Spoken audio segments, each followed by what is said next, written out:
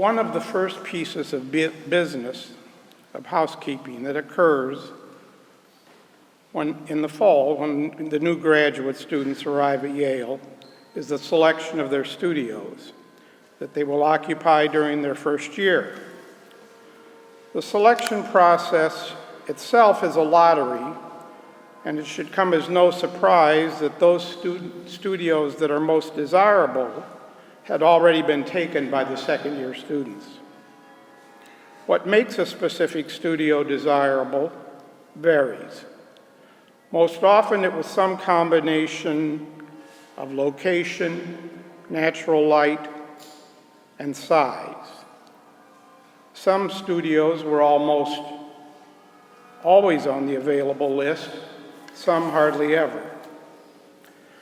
I have no recollection of where Levni stood on the selection lottery, but I clearly remember that the studio he selected was room 513.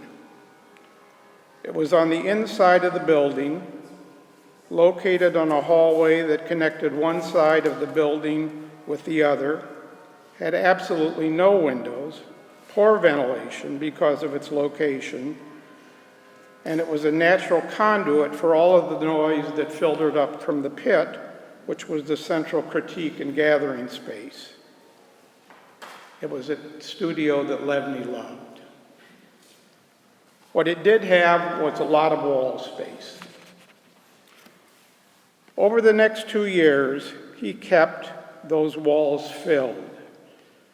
He filled the space over and over again, always changing, always absorbing new interests, criticism, ideas, digressions, and enthusiasms. It was Levni. Teachers and critics talk about an artist's voice and their search to find their own voice. I don't recall a time when Levni didn't have his own voice, although no doubt there was such a time. During the years I knew him, both in and out of school, the work became more distinctive, quirky, expansive, and usually with joy and humor, but occasionally with something darker, more mysterious and enigmatic. A visit to his studio was always something that all of us who worked with him looked forward to. Levni created a world, and he lived in it. The rest of us visited. G.K. Chesterton has said, "There is at the back of every artist's mind something like a pattern or a type of architecture. The original quality in any man of imagination is imagery. It is a thing like the landscape of his dreams, the sort of world in which he would like to make and in which he would wish to wander." That seems like a description of Lev's world. I knew Lev as a student, a colleague, a valued teaching assistant, and as a friend. I miss him in all of those roles, but most as a friend.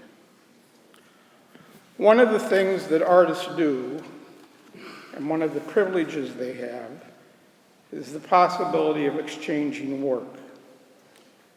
I am fortunate that I have 2 pieces of Levni's. One of them hangs where I look at it almost every day. Last night I took it down.